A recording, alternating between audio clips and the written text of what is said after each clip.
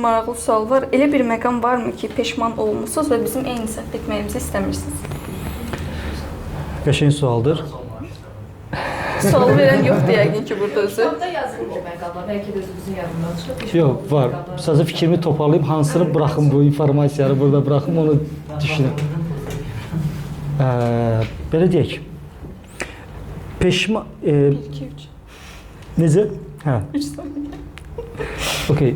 Peşman olduğum cəhətlər necə olub ki, yəni indiki pərvizlə əvvəlki pərvizə baxanda peşmançılıq hissi onda yaşayıram ki, kaş indiki həyat təcrübəmdən o vaxtı başıma gələn reaksiyalara indiki pərviz kimi reaksiya verə bilərdim. Yəni bunun ən çox peşman olduğu tərəf var.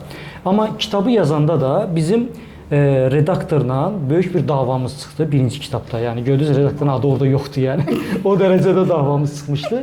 Ona görə sonradan Nərmin nöqtəyə keçid elədik. Yəni mən hər bir şeyə yaşadığımı peşmançılıq kimi yox, oradan çıxartdığım bir dərs çıxartmışam və bu dərsi məndən sonra gələn yeni nəsilə sunuram. Mən bu yazını ona vermişdim və bu insan redaktor bilirsiniz, hər bir şey dəyişib öz üslubunda yazır.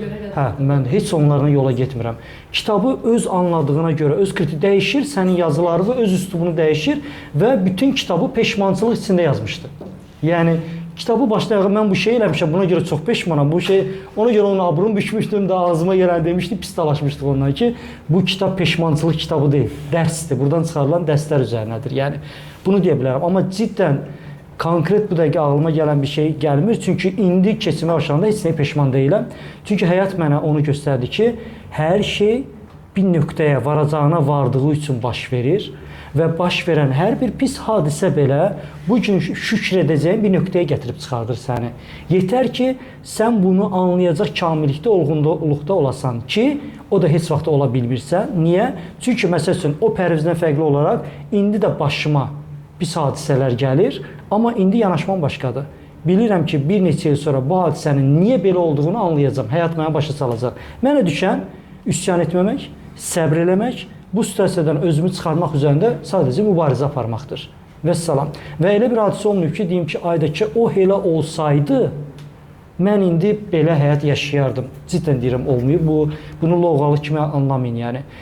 Bir insana həyat qurmaq istəmişəm, olmayıb. İndi şükür eləyirəm. Bir şirkətdə karyer qurmaq istəmişəm, alınmayıb. İndi deyirəm, nə yaxşı ki, alınmayıb. Yəni, bütün bunlara yaxşı ki, alınmayıb deyirəm.